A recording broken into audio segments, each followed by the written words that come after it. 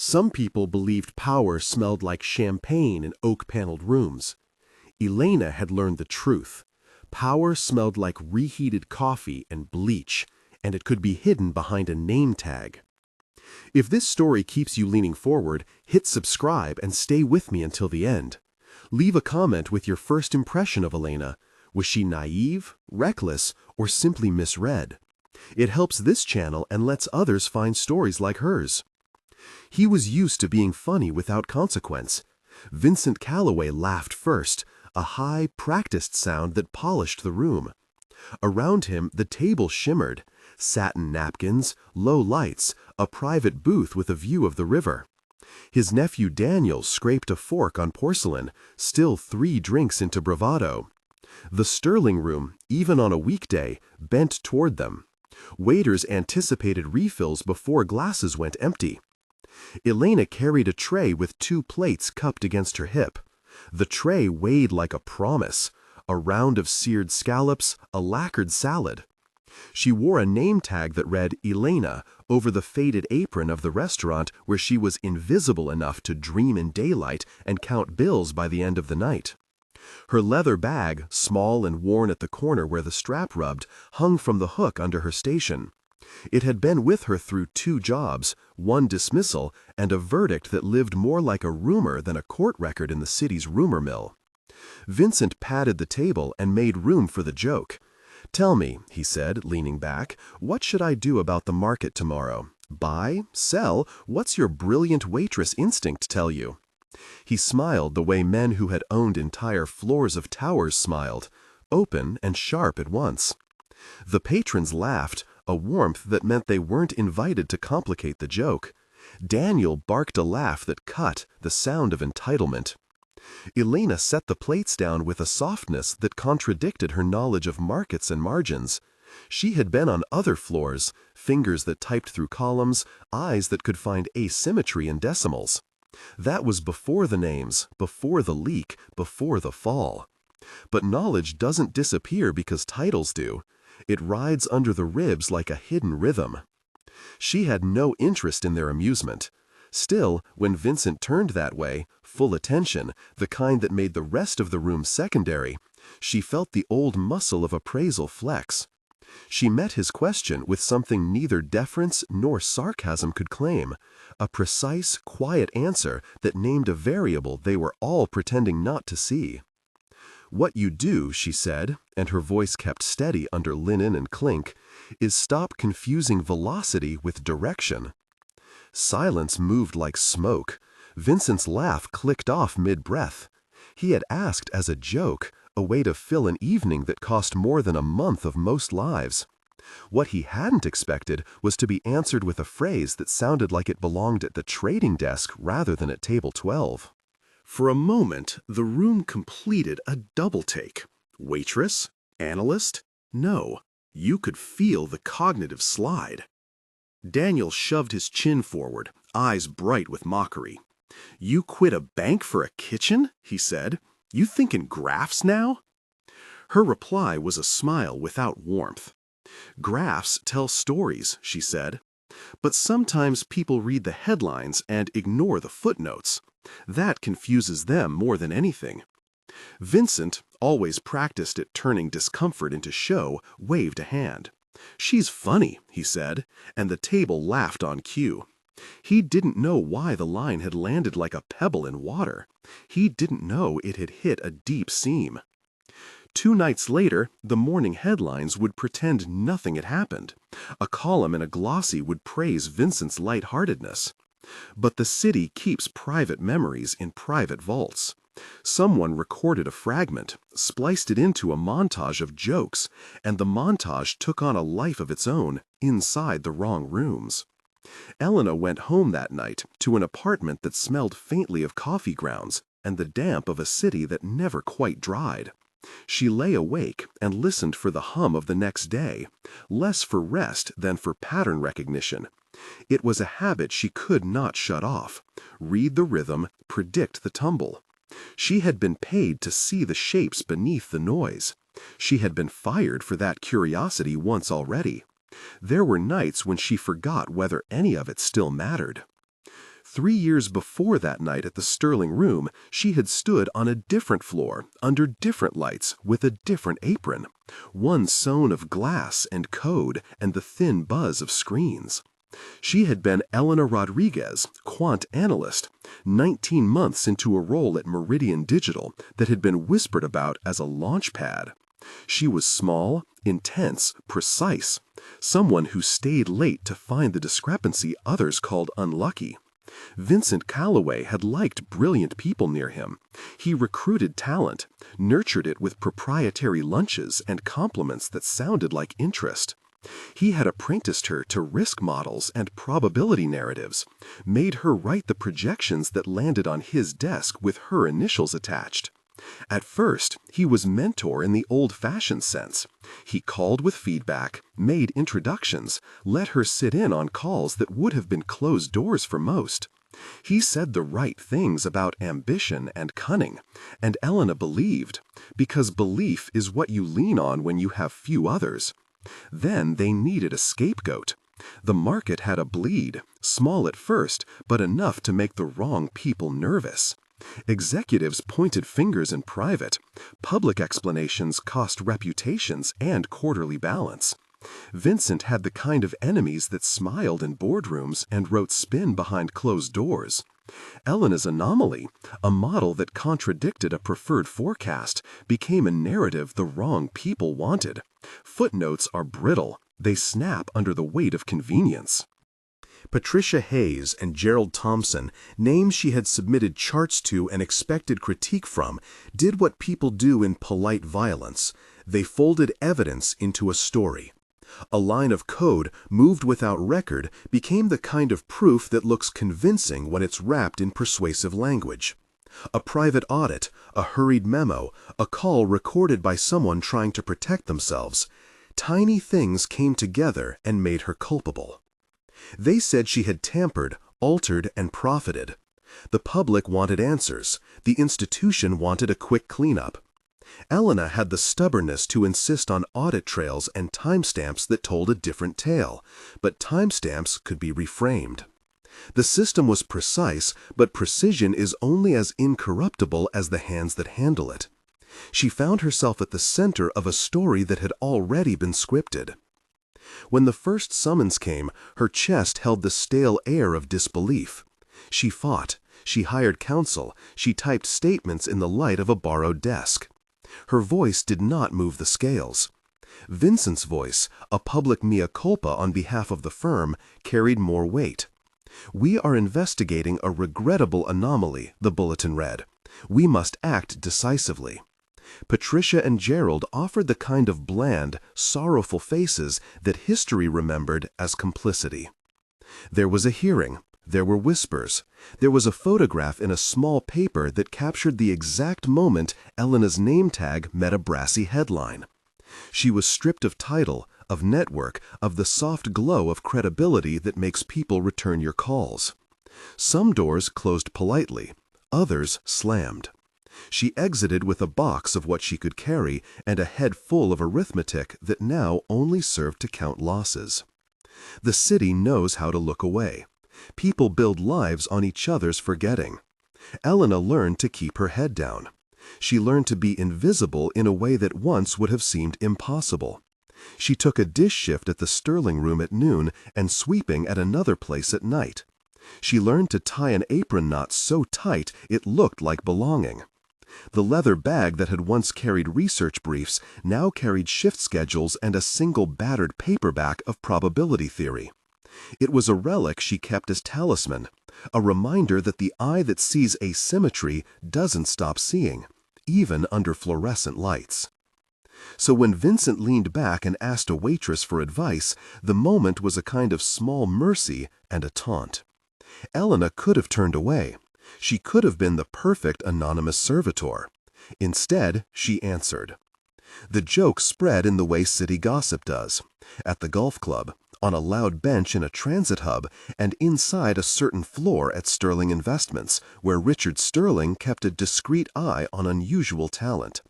Richard had been older than Vincent, more reserved and less performative.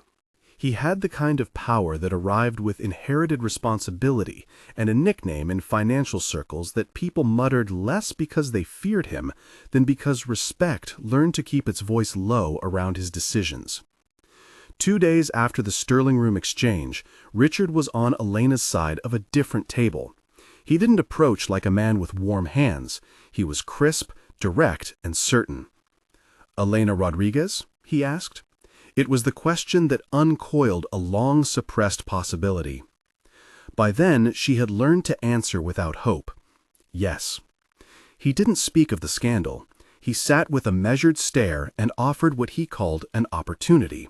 Sterling Investments needed someone with the kind of eye that catches what others miss. They had been tracking irregular flows, small, compartmentalized trades that didn't add up on public ledgers. His firm had the resources, the legal apparatus, and a hunger for truth that bordered on obsessive.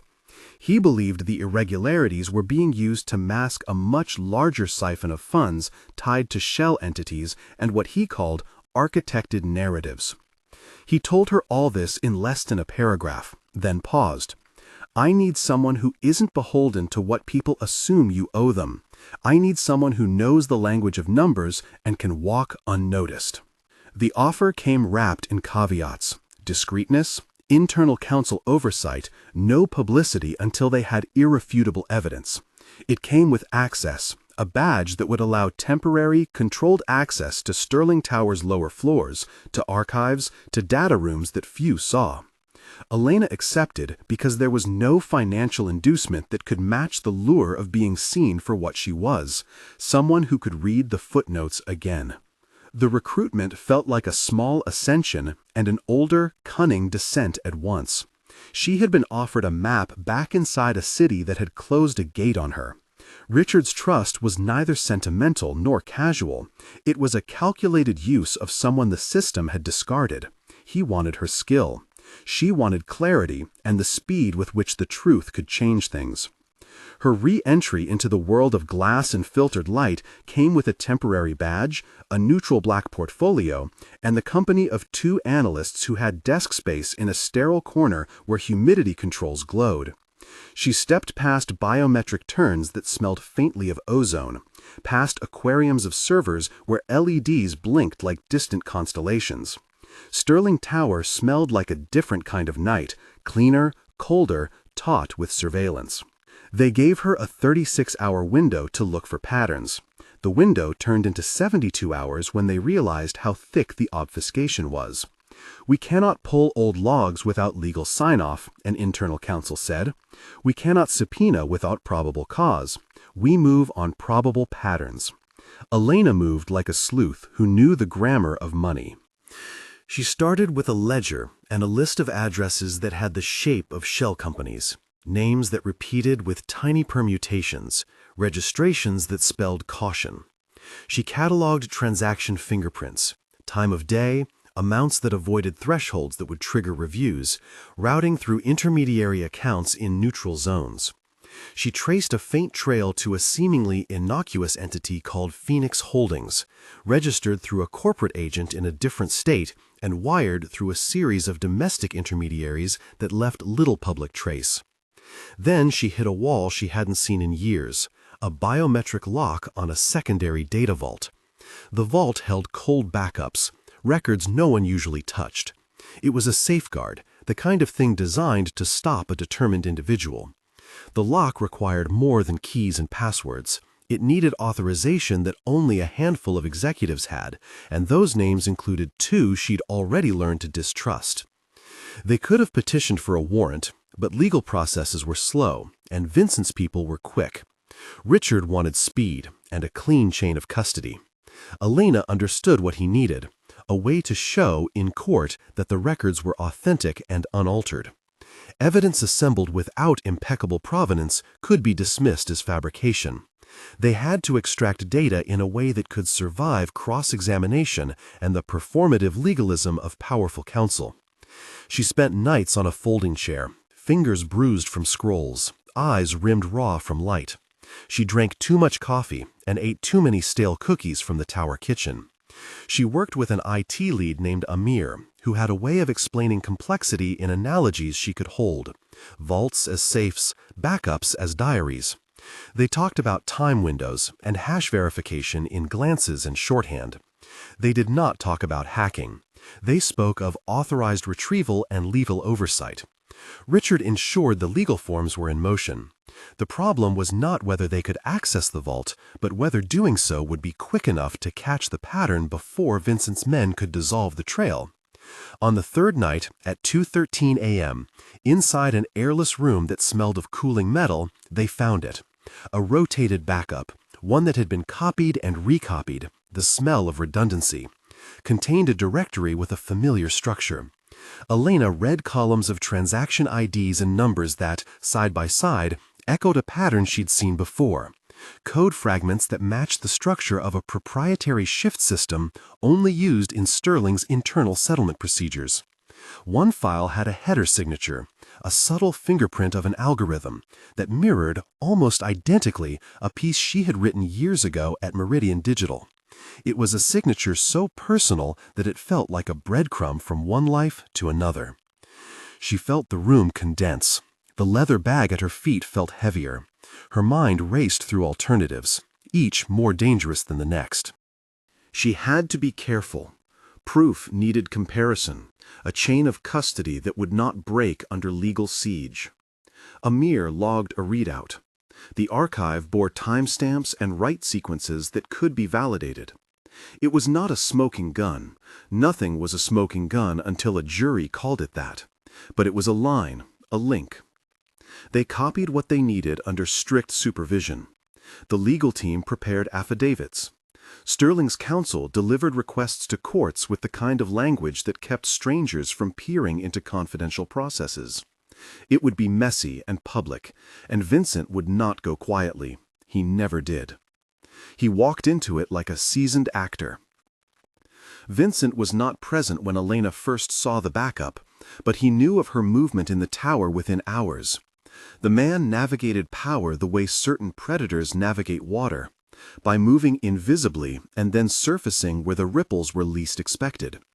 He sent men who smiled, apologies with undertones, invitations to meetings that smelled like reconciliation. It was all theater. Behind polite faces and warm lunches, he threaded narratives that anticipated accusation. He had done this before. When the first formal complaint hit the board, phrased as a concern over unauthorized access, they were ready with a counter-narrative. Vincent's counsel launched a preemptive press release calling for an internal inquiry into security breaches. The inquiry focused the light on the method of data retrieval rather than the contents. Accusation became the bait. The public loves a duel of narratives. It loves less the slow, technical mechanics of proof. Then Vincent did something Elena would not have expected from a man so practiced in rhetorical knives. He appeared in the trading floor one morning, in a tuxedo borrowed for a charity gala, and he performed the righteous outrage of a man wronged by systems.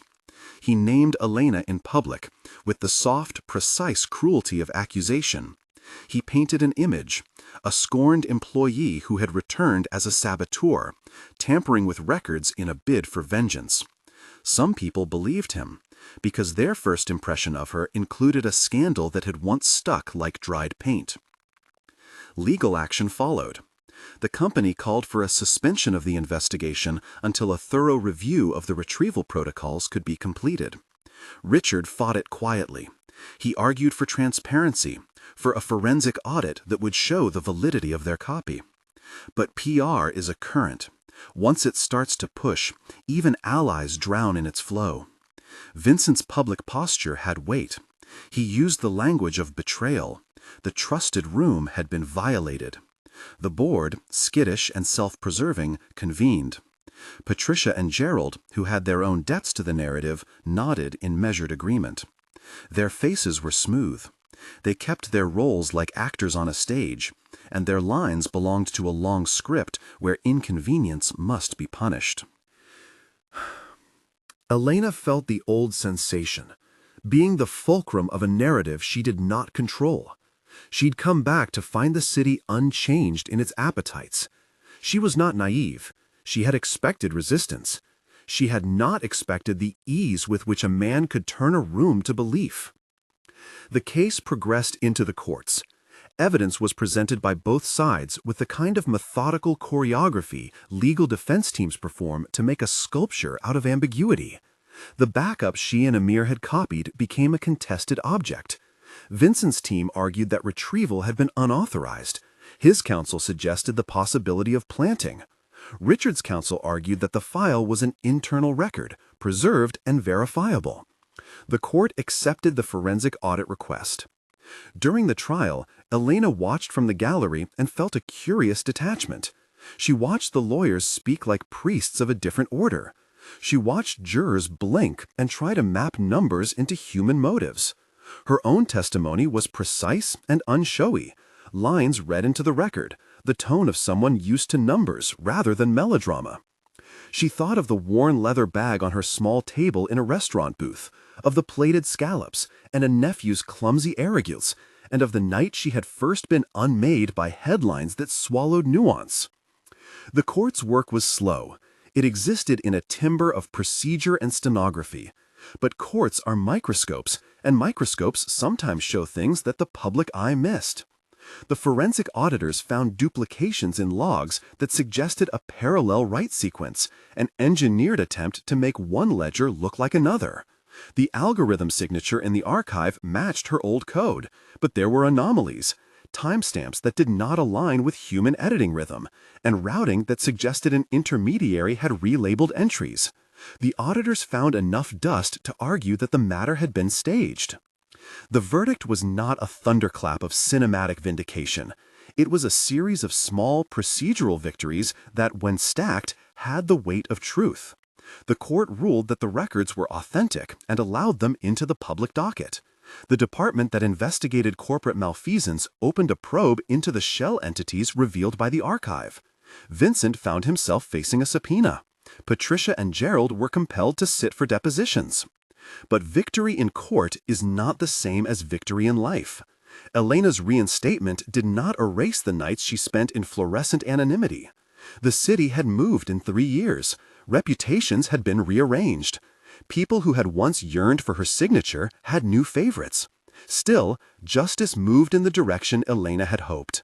A judge's ruling allowed Sterling to pursue charges against those implicated, and the public narrative bent, if only slowly, toward curiosity about what had been hidden. 6 months after the court allowed the probe to be public, Sterling Investments offered Elena a measured position, a role that brought her back into the fold without the fanfare she once deserved. She accepted on terms that let her keep control of what she saw and how she responded. She was cautious because trust was a fragile currency. She accepted because she wanted to rebuild, but on her terms. Life within the tower felt alternately familiar and foreign. Some days it was the same, the hum of servers, the way sunlight cut through glass. Other days it was a geography of scars. She kept the leather bag at her desk now, not as relic, but as a reminder that she had been there and returned. Her name on a card was softer than before. She carried coffee in a simple white mug instead of champagne in a crystal flute. It suited her. Coffee steadied, champagne blurred. The legal backlash persisted like slow weather. Vincent's network shivered. He was forced to answer queries, to sit under the lamp that corporate scrutiny brings. The press ate his denials and measured the distance between a man's public image and what legal documents suggested. There were resignations. There were board votes. It felt, for a moment, like the tide might have turned entirely. Then the counterattacks began. 8 months after her reinstatement, a coordinated set of short positions surfaced in the market against a company Sterling Investments held heavy exposure in, a company that Vincent had interests in through intermediaries. The positions were structured in a way that looked like a trap. Public rumors seeded about a regulatory inquiry timed with urgent margin calls. The price tightened like a noose at 3:45 p.m. on a Tuesday. The market moves suggested an orchestrated squeeze. Elena watched the trading screen as if at the lip of a theater.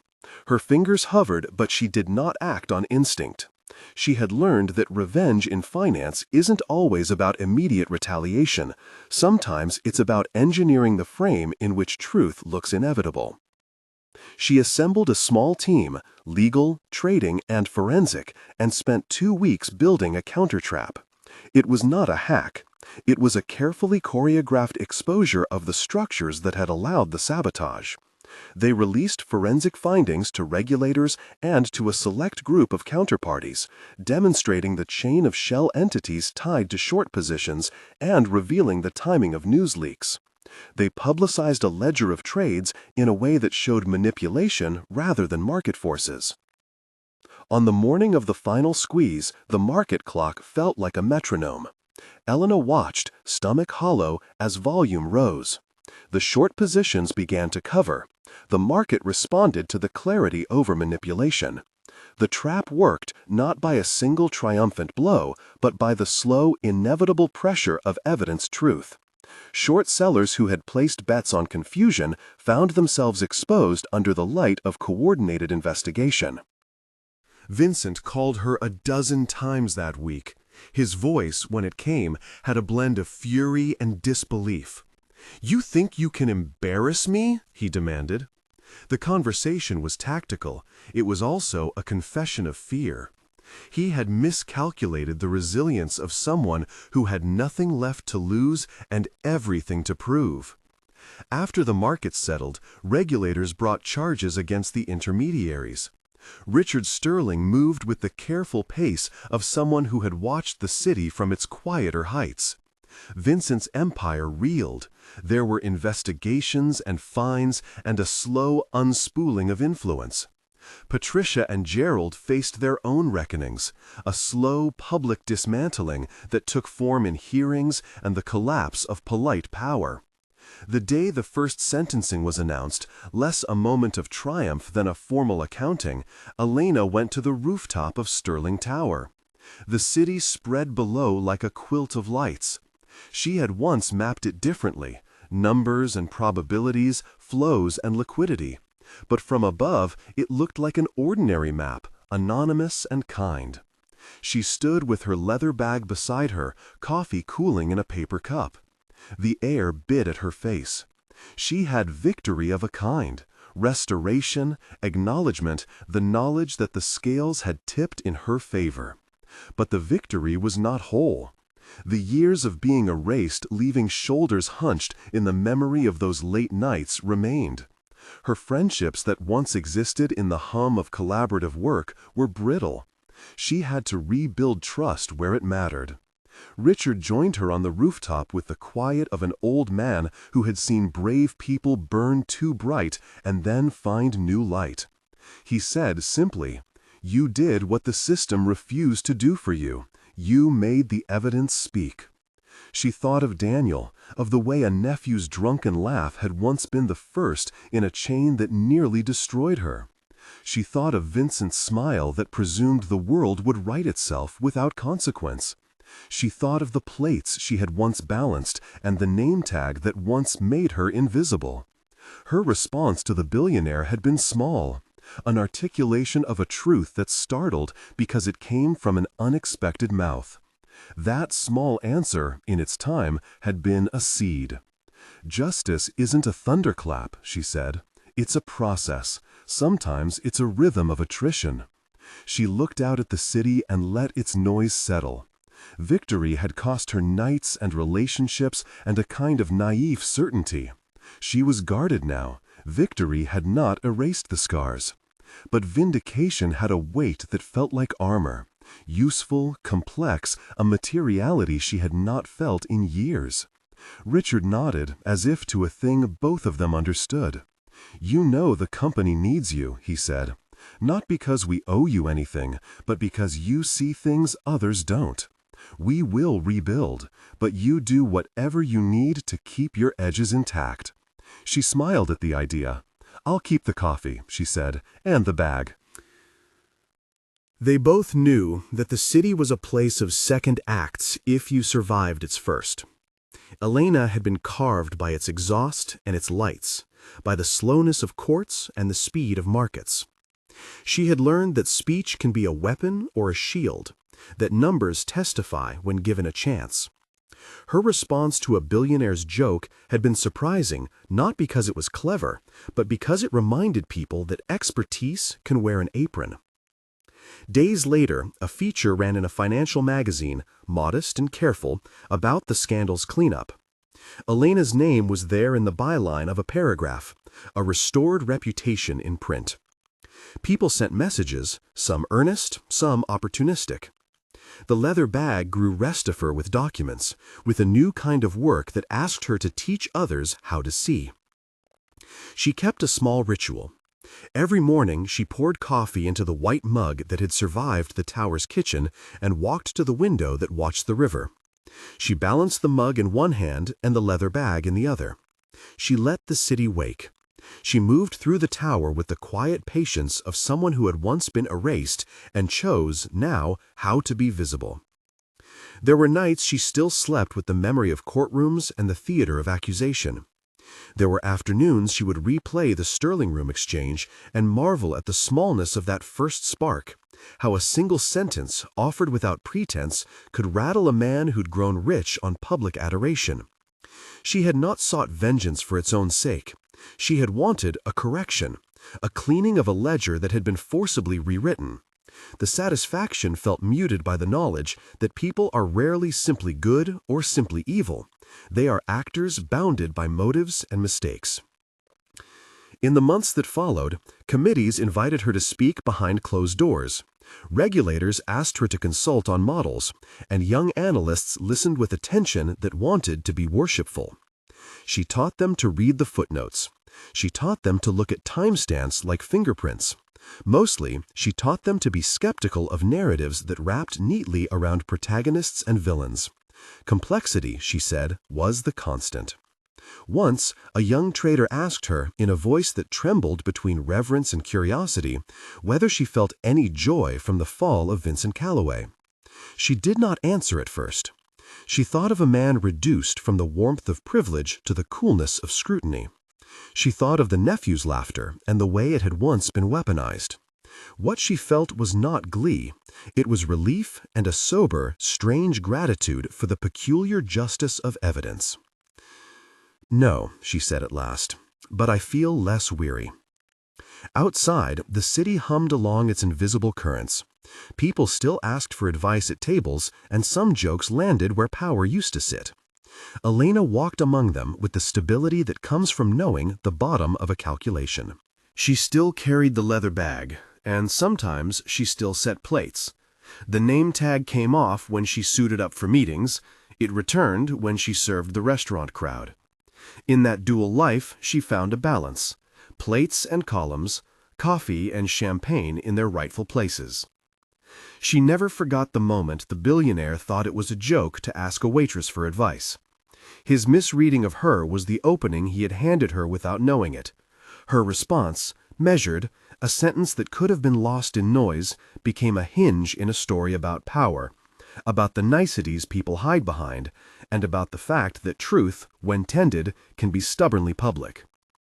On the rooftop at dusk, she laced her fingers around the mug and felt its warmth.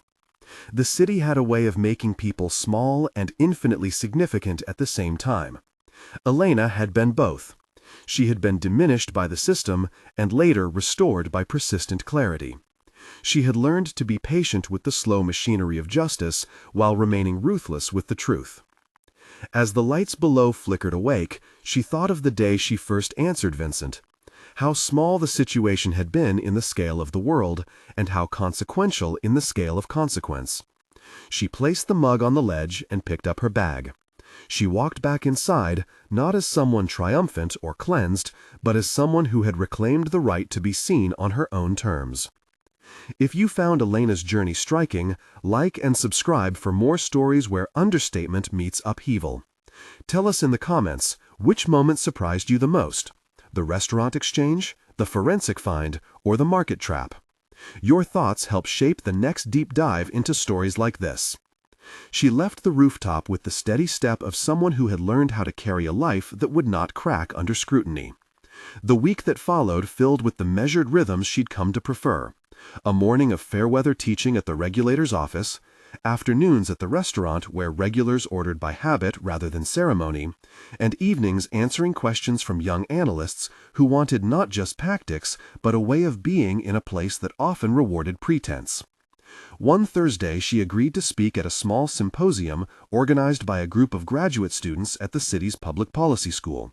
The room was not grand, folding chairs, a whiteboard with a smeared marker stroke, but it held a concentration that felt like a rare currency. People came expecting anecdotes about scandal and reckoning. Instead, she brought footnotes. She began without flourish. "If you learn anything from what I've done," she said, "learn to read the quiet things. Timestamps, margins, the places where someone thought no one would look, those are where stories reveal themselves." She spoke of the Sterling Room not as a hero's stage, but as a lesson in method, how attention, when steady and methodical, becomes a kind of insistence that truth will surface. She cautioned against the hunger for simple justice. Complexity would always be there. The work, she insisted, was to stay honest in the presence of it. A student, a woman with ink still on her wrist from note-taking, asked the question that had followed Elena from the moment the story of Vincent Callaway's fall circulated. Did you ever feel like it changed him?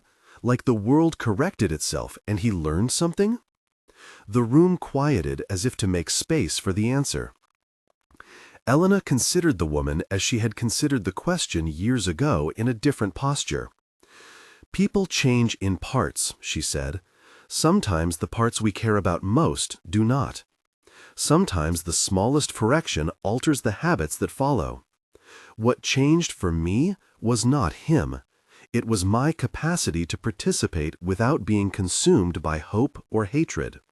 That is not a small thing." Afterward, attendees clustered at the door with the tentative gratitude of those who have been given a map. They thanked her for techniques and for language, for models to question and for phrases to refuse. She signed a few copies of a paper she'd written on evidentiary modesty and posed for a photograph with a professor who would, in a later lecture, describe her as a study in regulated courage. She smiled politely, felt the familiar tug of recognition, and left toward the river. At the restaurant the next evening, the service hours folded into one another. Ticket printing, dishes arriving, a waiter apologizing and moving on with the practiced humility of someone who knows mistakes will be forgiven by people hungry for a good meal. Elena moved among them in the jacket she reserved for late service, the leather bag slung low over her shoulder. A man at the corner table, older than most patrons, with eyes that had found the book she recommended months before, lifted his glass and nodded in a way that said he saw her not as a curiosity, but as a constituent of the city's moral quiet. She kept teaching in other ways. She took interns not to train them in tricks, but to teach them how to wait, how to let anomalies accumulate until they made sense, how to prefer the patient assembling of evidence to the dramatic flourish of accusation. One of those interns, once the young trader who had asked about Vincent's fall, sat with her on the rooftop as the sun bowed low. He had married, had moved out of the cramped apartment that once served as an address for ambition, and had learned to laugh at the market's daily melodramas with a new reserve. "Do you still carry the plates?" he asked, half teasing. She tapped the leather bag and smiled. "I carry what keeps me honest," she said. "Sometimes it's plates. Sometimes it's spreadsheets, and sometimes it's the people who will use both, badly or well." He looked at the mug on the ledge, then at the river. "Do you ever think about what might have been different if you hadn't answered him that day?" He meant the billionaire who'd asked for advice as if she were an ornament. He meant everything the question contained about chance and courage. Elena considered the city below, the slow currents, the avenues of lights, and felt the uncomplicated answer settle. "Yes," she said, "I think about it like a hinge. A small pressure can swing a heavy door. But the door was rarely closed to one person alone. It took the patience of many hands, the insistence of people willing to look at the margins until the ledger made sense. They sat together as dusk deepened, the mug between them like an ordinary relic. The city made its nightly trade in small mercies. A bus that arrived on time, a child who found a lost coin, a note of apology left in a mailbox. Elena had not rewritten the world. She had made a choice about how to stand within it. When the intern stood to leave, he hesitated. "Will you keep doing this?" he asked. She tightened the strap of her bag and looked at him, at the river, at the lights that had once made her feel invisible, and now made her visible in deliberate measures. "Yes," she said, "as long as people need someone who will look." He nodded as if that were enough. She watched him go down the stairwell and felt, not triumph, but a steadiness like the bottom of a calculation finally found. She placed her hand on the mug, felt the warm ring of ceramic, and for the first time since the Sterling Room, the warmth had no edges of accusation. It simply was. She turned away from the ledge, the city folding into its ordinary rhythms, and walked back inside. The same leather bag, the same measured steps. Visible now, not because the world had declared her, but because she had chosen to be seen on her own terms.